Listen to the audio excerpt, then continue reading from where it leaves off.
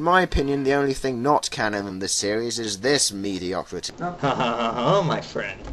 You cannot remove Metroid Other M from the timeline without removing Metroid Fusion from the timeline. And that's all I can say. Some people think that the only reason people believe that Samus became a bad character in Metroid Other M was that she was a crying bitch instead of a badass like in all the other games. Well, maybe some people do, but they're idiots. The reason is because the way she is portrayed is not consistent with the things previously established in the franchise. Again, this game does kind of ruin her personality, but just let's just keep watching. Let's analyse the problem with how Samus showing emotion is made jarring and confusing. Samus's emotions are displayed in two major areas, the breakdown scenes and the monologues. In the monologues we get info on every tiny thing Samus reacts to in the game. The word he so obviously chose, outsider, pierced my heart. This, of course, isn't just a problem because other characters don't get the space to develop, but because almost all the information we get is about Samus. But also because coming off other titles, it's extremely jarring to hear Samus suddenly make all these weird observations. Okay, to this guy's credit, he's got a point.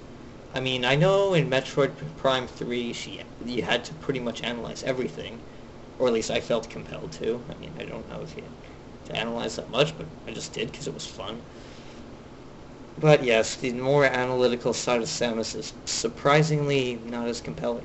Don't get me wrong, having some secrets or other information be revealed about Samus that we didn't know isn't bad and could give the story some drama. But suddenly telling us that the character we've experienced so much with has always been this emotionally fragile, a trait that an experienced bounty hunter who's been put in extremely claustrophobic and stressful situations shouldn't really have, as such a big part of her thought process, well, it just kind of starts to taint old memories.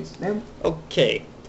Like, I kind of felt this the same way as this guy the first time I played, but to be fair, like, Samus feels human for once. She doesn't feel like a cyborg or a robot or a Terminator or whatever. She finally feels human. She has, like, normal reactions, and they show that the baby Metroid dying is what triggered this. What they don't show is how she suddenly gets over this in Metroid Fusion, which chronologically comes after this game.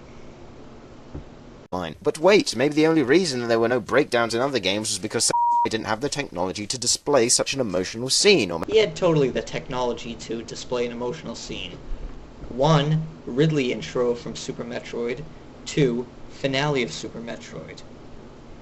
the problem is that I do not find it credible that Adam Malkovich wouldn't respect Samus as at least his equal after all she has already accomplished in the series, and the writers after 25 years of Metroid would expect us to just agree to whatever this random guy says. To be if you're talking about how he restricts her items, they were just trying to make a Metroid game where where you find all your weapons and stuff again for no unexplained reason. Like and you gotta see his point with not allowing those super bombs and power missiles. God, I got that backwards. Power bombs and super missiles, which endanger like the crew. I should say the soldiers. However, he did. She didn't even use the Varia suit until he allowed her to do so. Why would she even have that off? All it does is reduce the damage she takes. There was some potential, actually, with the whole radio thing to develop the relationship with Adam more, but instead we are left in the dark about pretty much all of Adam's motivations or character traits. That's true. They missed more golden opportunities for character development than Star Wars: The Phantom Menace. He's like Qui-Gon Jinn from The Phantom Menace. There you go.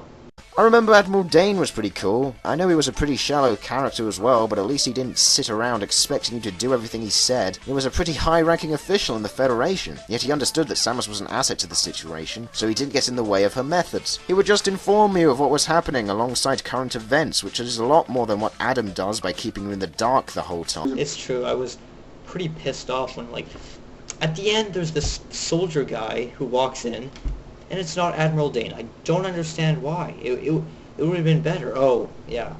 Metroid Prime series. Forgot. gameplay.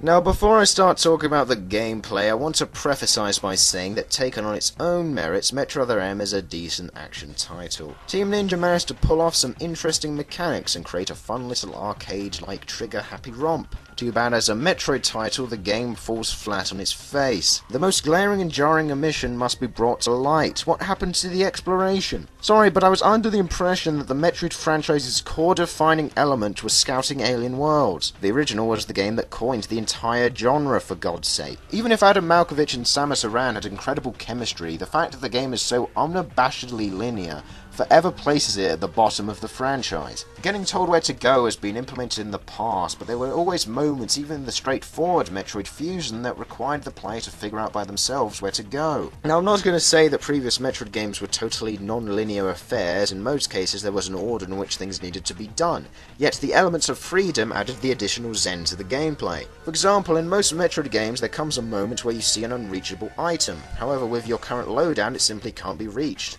Later in the game, you come across the power-up that allows you to access that previously unobtainable item. It's at that point you must decide whether to go straight to your next objective or return to get the optional pickup to be more prepared later on. I tried doing this plenty of times in Metro Other M, but to no avail, because doors randomly shut. There is no excuse for this, people. In every Metroid game to date, there has always been a reason for doors not opening, and it's never been that the designers don't want us getting lost, which wouldn't happen to the most drooling, mentally challenged of players, since we have a complete map of the game from the get-go that shows us where to proceed with a massive glowing yellow dot. All of this shortly after starting the game makes you come to the realization that in terms of content and scope, Other M is a massive downgrade from its predecessor, Metroid Prime 3. Let's be frank here, in Prime 3 you could explore 4 different planets with their own meticulously designed architecture, fauna and flora, not counting the haunting abandoned spaceship and final level. Our situation doesn't look good. Yet in Other M we are restricted to one pathetic spaceship with less areas than even Metroid Fusion. But it doesn't stop there. Metroid Prime 3 gave you a scanning system that for all intents and purposes let you analyse every visible part of the environment. Every part of the game feels important, and all the logs and optional diary entries flesh out the world better than any cutscene in Other M. He's right. The exploration here really sucks. He's right. He's making all these good points, but these... You can't focus too much on the story, especially in a Metroid game, even though, granted, this was supposed to be the story-heavy Metroid game that delved into Samus's past, and it didn't really delve into her past that much and didn't show us anything interesting. But, you know, I think I'm gonna stop here, you know? I mean, this guy makes a lot of good points, like, but these are pretty much just all points about the story. And I will admit, if you're one of those people who plays games for the story, ignore this. Never play it. It will just numb your mind how retarded the story can be sometimes. But if you're in it for the Metroidvania, yeah, if you're in it just for the Metroidvania thrill of exploring and finding out hidden cool stuff that you didn't see there before, you should also pass it up. But if you want intense gameplay and a solid action-adventure game starring one of the best characters ever in video games, you should pick this up. I mean, okay. Oh my god, I'm still not making my point.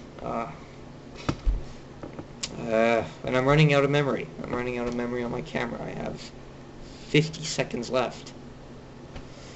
That's what I get for using my 3DS camera.